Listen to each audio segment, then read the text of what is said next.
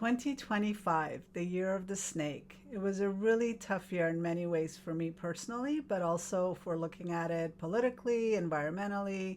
There's so many things that happened this year. It was a year that I personally went through some things, and it took a toll on me.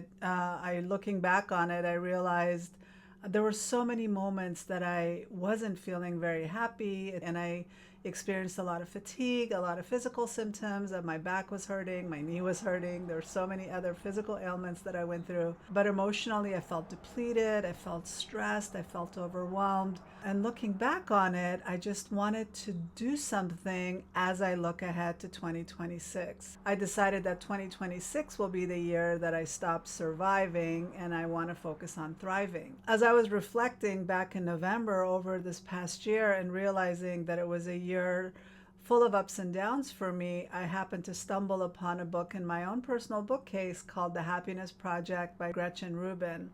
In this book, she was also going through something that I was going through this year, and so she decided to, upon reflection, realized I need change in my life, but I don't want to completely turn my life upside down in order to be happier. So she decided to set out on a 12-month journey to see if she can increase the happiness in her life by making small changes, little incremental shifts in her life that she hoped could lead to more happiness by the end of the year. So, being inspired by this book, I decided to create my own happiness project in 2026. After reading her book, what I realized is happiness itself is a practice. It's not a trait. It's not something we chase. It's something we actively have to do. And no one else is responsible for our happiness but ourselves. We cannot expect others to make us happy. There are so many people that have everything in their life and they're still miserable. So why is that? What is different about them versus people who are always optimistic and happy? And so since Gretchen went on that journey to find the answers to those questions, I wanted to do the same. And of course, being a mental health professional, I'm really interested in finding out the answer to that. And if it's even possible for us to cultivate more happiness in our lives. So we can go about our lives and just allow life to happen to us, or we can intentionally do something to create our own mood and our own reactions, because really stress isn't anything that's happening outside of us that's causing the internal stressors in our lives. It's our interpretation of what's happening outside of us. And so by changing how we think, by changing our interpretation, by changing our outlook, we can create a different mood and a different mindset for ourselves.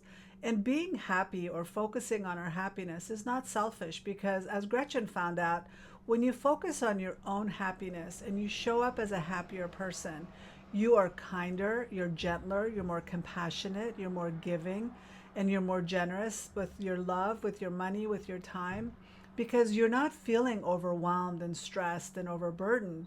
You're feeling joy and you're feeling happiness and your cup feels full and you're not feeling like you're running on empty. And that is the kind of year that I want to create next year. My goal is not only to see if I can do it, but learn from what are some things that are making me happy, but also reflecting deeply as to what is stealing my joy, what is creating this depletion in my life. So that's been my goal and my focus for the coming year in 2026. So when I'm talking about focusing on happiness and creating happiness in my life, I'm not talking about minimizing what I'm actually feeling or ignoring the pain and the hurt that I'm feeling, or ignoring my emotional needs. I'm not focusing on being toxically positive. That's not the goal of focusing on happiness. Genuine happiness, you're not faking it. You're genuinely just happy and content with life. And that is something that I want for myself. But I'm hoping that it's something that I can learn from and share with all of you as well. Another reason that I'm focusing on happiness is when we're not happy, we're not very productive. Focusing on our unhappiness, focusing on how miserable we are or how much pain we're in or how life is awful and everybody is out to get us, focusing on all of that impacts our creativity, it impacts our productivity, it personally, for me anyway, it definitely made me less productive, but it also impacted my quality of work. It impacted my joy for the job that I was doing. It impacted my outlook. It impacted my ability to accomplish my goals. And it also led to burnout. So that is another reason why I want to see if I can focus and change my perspective and be more productive, be more creative, be more present in my life. Because I noticed that when I'm not happy, when I'm not, like they say, when mama ain't happy, ain't nobody happy, that there's some truth to that. When I'm not happy, I'm more reactive to my environment. I'm more burnt out. It affects my sleep. It affects my digestion. It affects my ability to exercise more and feel better physically. So focusing on my physical, mental, emotional health by focusing on creating happiness is going to improve every area of my life, or at least that's what I'm hoping to find out. When we're happier, we create better and healthier boundaries with ourselves and others. We prioritize self-care so that we show up as the best version of ourselves. When I'm happier, my nervous system is regulated, so I'm showing up as a happier, kinder, more compassionate person to those people around me, to those people I interact with on a daily basis, whether that's my patients, my family, or even the customer service rep that I'm dealing with. So what I'm doing with all of this, the reason I'm telling you this story and the reason I'm sharing all of this with you is that I've created a happiness project for myself, which is obviously inspired by Gretchen Rubin's book. And I want to do this for myself for the next 12 months in 2026. And I'm inviting you to not only create your own happiness project, but I want us all to share in this process and support each other and cheer each other on.